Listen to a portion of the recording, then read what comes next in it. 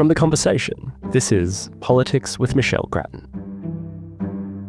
Next week, the Labor Party will have its national conference in Adelaide. With 400 delegates, the conference will be an occasion for celebration, suitably restrained, and to rally the faithful. Contention will be carefully managed. The conference will also install a new national president, one-time Minister Kate Ellis. The outgoing president, Wayne Swan, has been in the position since 2018, overseeing 3 elections and 2 Labor victories. Wayne Swan came into the role with plenty of experience. He was Treasurer during the Rudd-Gillard government and through the global financial crisis. He's currently Chairman of Cbus Super. He joins us on the podcast today to talk about what's next for Labor and other issues.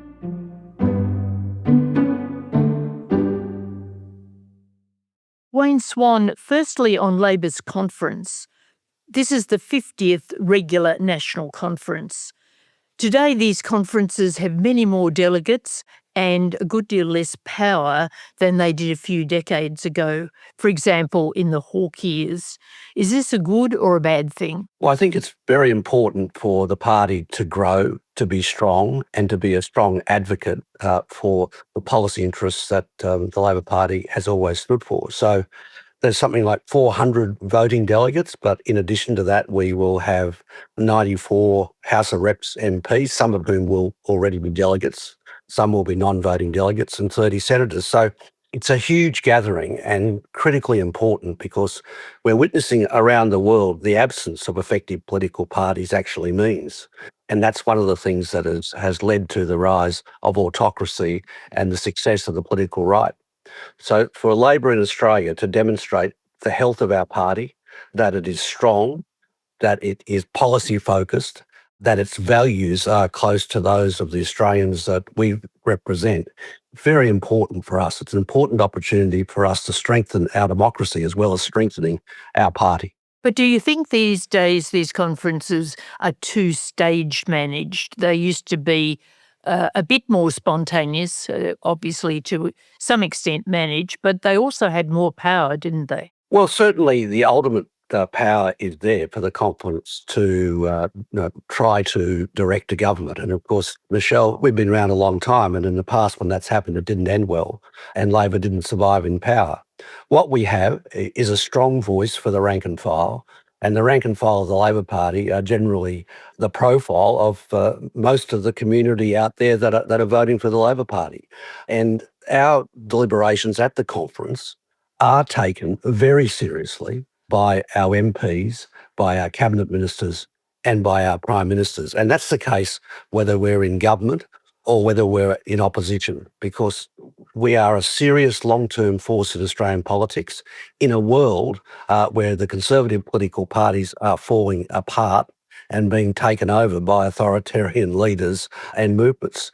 So for us to demonstrate the quality of our internal democracy, the relationship between our rank and file and our members of parliament, and in this case, our government, is critically important. So what do you think the 2 or 3 big issues will be at this conference?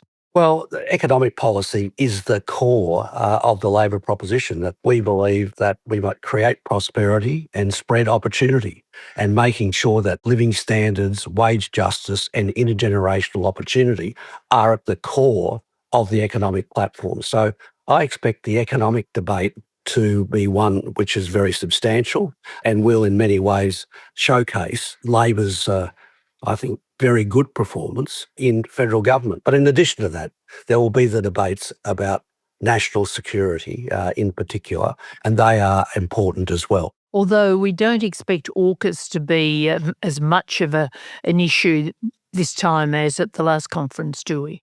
Well, we don't know. People can raise issues from the floor, and we should have a vigorous debate about our national security. A vigorous debate about AUKUS is welcomed because the position that the government has taken in the region and globally is one that will defend democracy against autocracy. And we've seen the pretty stunning diplomacy of the government in the Pacific over the last couple of weeks, which highlights in many ways the need for an arrangement like AUKUS. Now, of course, Labor was very jubilant at the election result last year, but you were quite clear-eyed. You described the victory as, and I quote, wide but shallow. What do you mean by that? Well, what I mean by that is that the first preference votes for the major parties has been eroded over time. And Labor in this past election achieved a record majority on a reasonably low level of primary vote. So another way of explaining it is we tend to live now in what you could describe as a third world. The two major parties are getting about 2/3 of the vote, and then they're splintering around the edges. Since I made those remarks, of course, we've seen the rise of One Nation. And it has eaten the lunch, if you like, of the Conservative parties.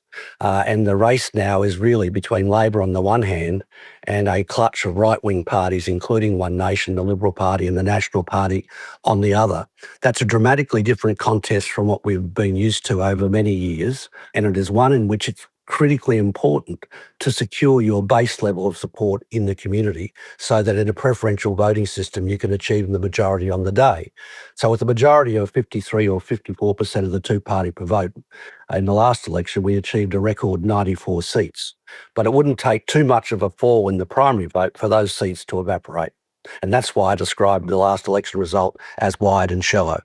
Do you think this erosion of the big parties will continue, or I suppose this only at the moment applies to the Labor Party because the Libs have already eroded, but has the Labor Party reached the lowest point of primary vote, do you think? I don't think we could ever take any vote for granted, and that we live in a time of anxiety, of dramatic insecurity, both in terms of economic outlooks and the security outlook.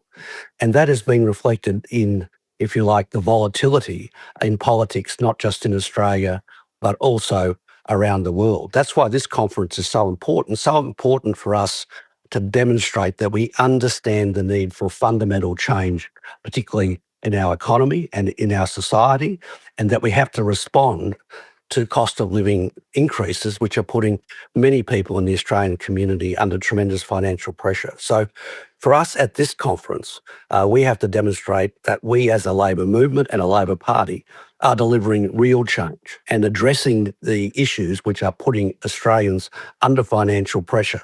And that means putting forward the case for many of the big reforms that we've taken.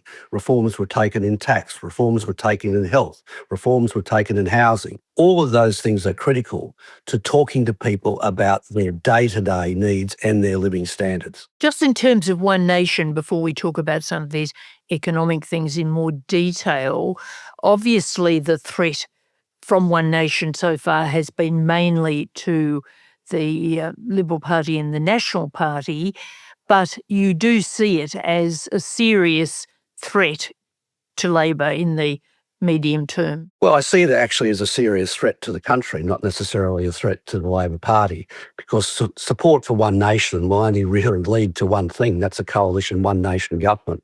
And a coalition One Nation government, I don't think, would be a very healthy development for Australia, either in terms of domestic policy or international policy. But what it would do would be to put on the agenda the cuts to wages and Medicare and all of the other social and economic arrangements that have ensured Australia has had economic growth with a greater degree of equity than just about any other developed country in the world. So there's a lot on the line, because if there is a One Nation government, we can now see very clearly what it would mean in terms of an attack on the social safety net and an attack on wages and working conditions. Now, let's turn to some economic issues and the budget first. We're now many weeks out from the budget. It was obviously a very rough period for the government immediately afterwards. Do you believe that has now settled down? And do you think that the tax changes in the budget will, in fact, by the next election, deliver benefits to people that they will be able to measure, they will be able to see? Well, I think the reforms in housing in particular are of an intergenerational nature. And of course, intergenerational reforms actually take some time to work. So yes, they will over time start to deliver new opportunities to first homeowners. But this sort of fundamental tax reform is necessary not just in terms of the housing market, but more broadly across the board. It's always fallen to Labor in this country to put in place the very big building blocks of social and economic reform. And one of them, for example, superannuation, is another that delivers intergenerational equity. So along with superannuation, now we have these tax reforms in the housing area that will deliver greater intergenerational equity as well. So big structural reforms deliver big dividends, but they take some time to deliver the benefits. So do you think something will be clear by the time of the election? I think what will be clear by the time of the election is that we will have a government that is prepared to take on the big task of reform across the economy, across the tax system, across the social security system, and across the superannuation system as well. That's what Labor has always done, always fought for and strengthened the big building blocks of economic and social reform, particularly in industrial relations for the Labor Party and the Labor movement. Nothing is more central to people's security in the future than their capacity to bargain fairly in the workforce and have that wage level and economic support backed up by a strong set of policies in health, education and retirement. So now should the government rest on these reforms for the rest of this term, or should it do more? I think the changing international environment means the government will never be sitting back and saying all the work is done. We live in a very uncertain world with challenging economic circumstances emanating from what's going on elsewhere in the world. The government will be responding to those as we've done in the past. But the work of real, hard, long-term reform is never finished. And we've just seen through the tax changes that have been pushed through by the government how difficult that can be. But in the face of that, Labor governments are always committed to fundamental long-term reform, economic and social. So should there be more tax reform on the agenda? And if so, in what areas? Well, I'm not outlining the government's agenda. I think they've got their plate is... In your opinion? Well, in my opinion, their plate is full at the moment, bedding down the reform agenda that they've put in place only relatively recently. And I'm not in the business of advising them to do any more in that area until this is bedded down over time. Now, you in the past have been a frequent critic of the so-called top end of town having too much economic power and privilege. Do you believe the top end of town is still too well off? And do you think there should be much more redistribution in our society? Well, you can't have redistribution or policies unless you've got a growing economy. And you need to put in place the fundamental drivers of growth. And then, if you like, around that, make sure that you fairly distribute the gains that come from that growth. It's not a question of one or the other. I would argue a fairer economy also produces a stronger economy, more strongly growing economy. So fairness and growth are linked quite strongly. It's not a question of one or the other. We create prosperity, we create growth so we can spread opportunity. And a fairer society will inevitably, and a fairer economy will inevitably be one that produces a stronger economic outcome than otherwise. We're seeing around the world growing inequality across many Western nations, which is itself a factor in their very weak and anemic growth. When you get more growth, should redistribution be a priority? Well, we have a progressive tax system, and that's the fundamental means by which redistribution occurs. And maintaining that tax system in a progressive way is a high priority for a Labor government. And we've just had a debate about that, and we are bedding down those changes, and they will inevitably lead to stronger growth and greater fairness. In terms of income tax, is it progressive enough? I'm not going to rewrite the income tax scales on this program. I think we have a very progressive system, and the government from time to time will make adjustments to that. But if you ask me whether I think the system at the moment is fair, I say yes, I do. Now, in terms of growth, you stress the need for growth to do other things, but growth, of course, is very low. Is there more, do you think, that the government should be doing to promote growth? You've got to look at growth over the longer term. I mean, we have had one of the more strongly growing economies in the last 40 years of just about any developed economy. There are bumps along the road, and you are very much dependent upon what happens elsewhere in the world. As we saw during the GFC, how interlinked the world can be and the dramatic consequences that flow from adverse economic events around the globe. We're just living with the impact on growth of some of those adverse economic events overseas, namely what's going on in the Middle East and with President Trump.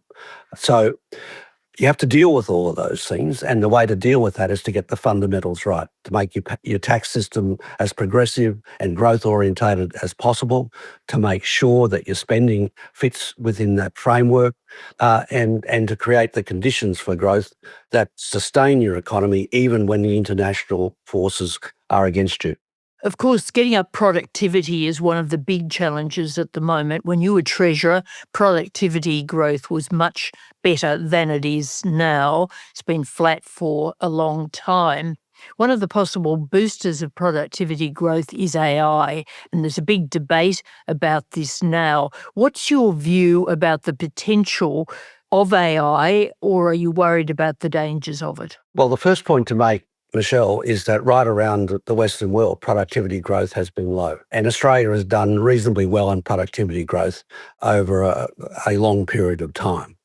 Productivity growth now is relatively low here, as it is in just about the rest of the developed world. And productivity growth generally is stronger when there is technological innovation. And if you look at the United States at the moment, there's a lot of technological innovation coming through AI, and that would explain a higher productivity performance in that economy. But across most of the Western economies at the moment, productivity growth has been relatively low for some time, and it's been relatively low here in Australia. In fact, we have done a bit better than other Western economies, say, over the last 5 or 6 years, than many people would acknowledge in our current economic debate.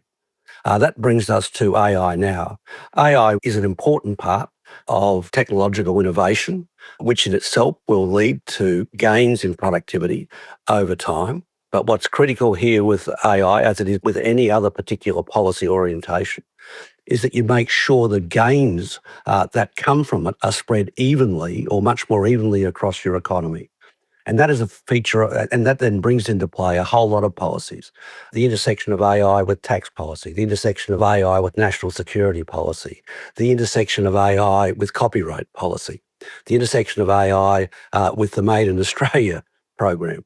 Very complex. No doubt that AI will lead to increases in productivity across the board, but the guardrails around it are absolutely essential to ensure there is a national benefit which is spread as evenly as possible across the entire community. How much say do you think, for example, that the union movement should have in the rollout of AI across businesses? Well, proudly for the Labor Party, the union movement are a very important part of our party, and they have achieved over time very important gains for their members in the workforce. And Labor governments working with the union movement have made this country one of the strongest growing countries in the world, and one where there is a greater degree of fairness because, in particular, of our industrial safety net.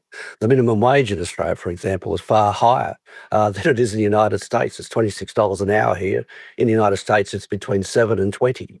So the union movement has delivered enormous gains working with Labor governments over a long period of time to the living standards of the Australian people.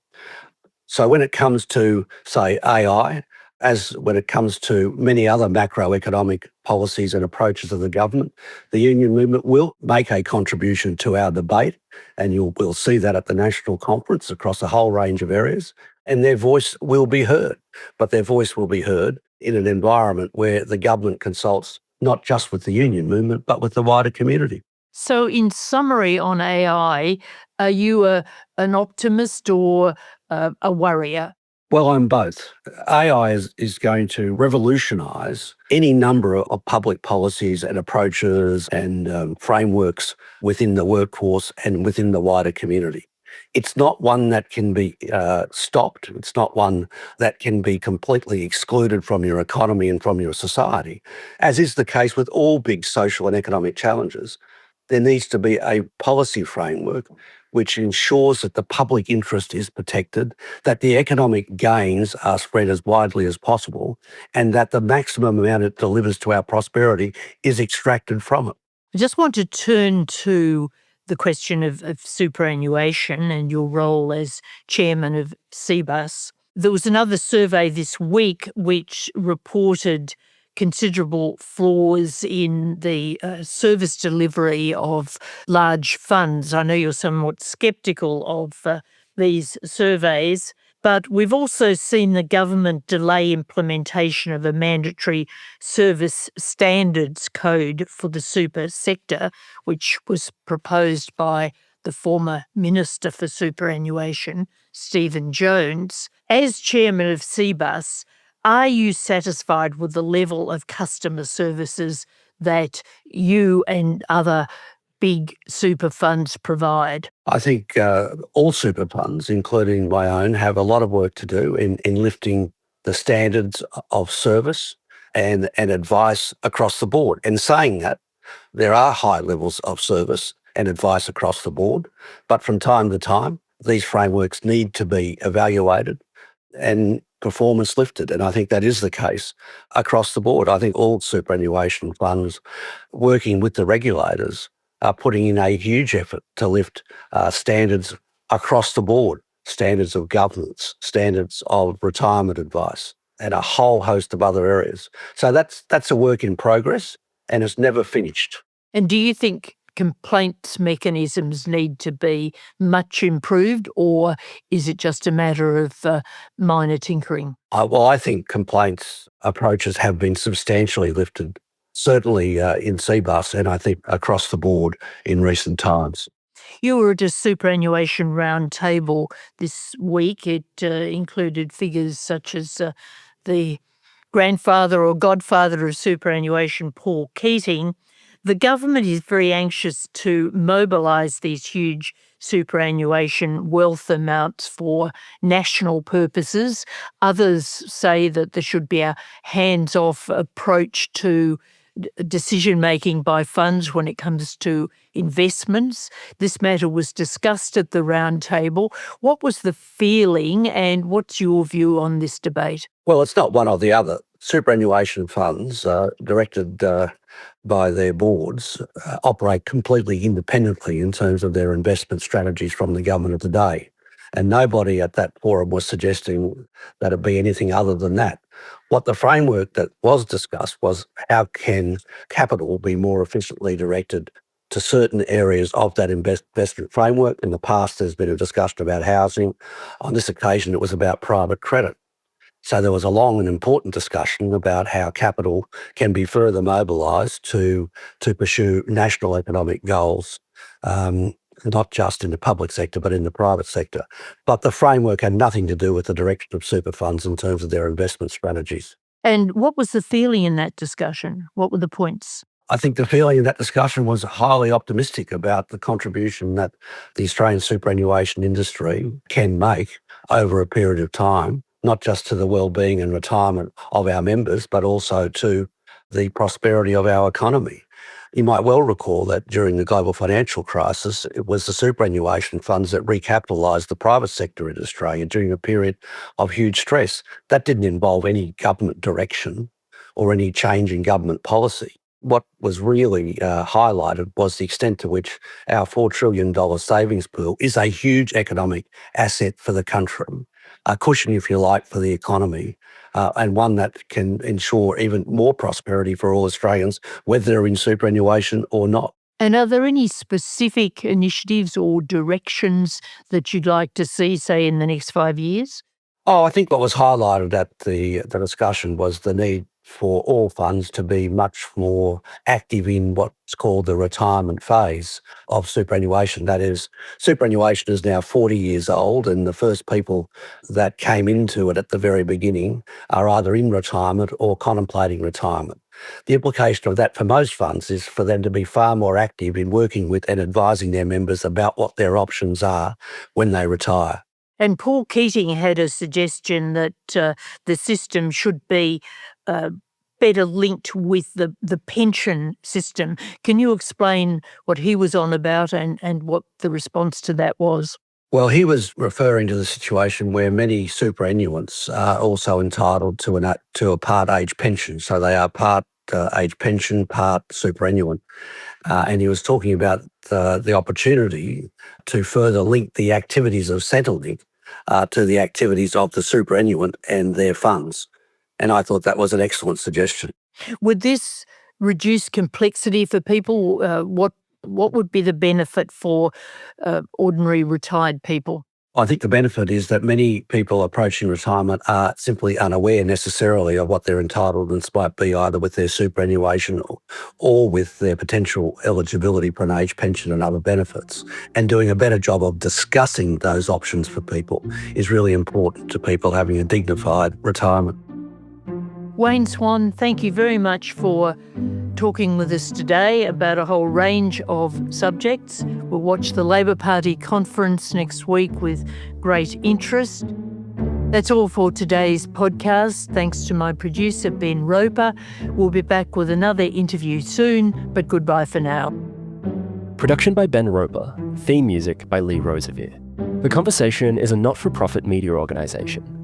Sign up to our daily newsletter for evidence-based news and analysis, including articles from Michelle Grattan, or listen to more of our shows wherever you get your podcasts.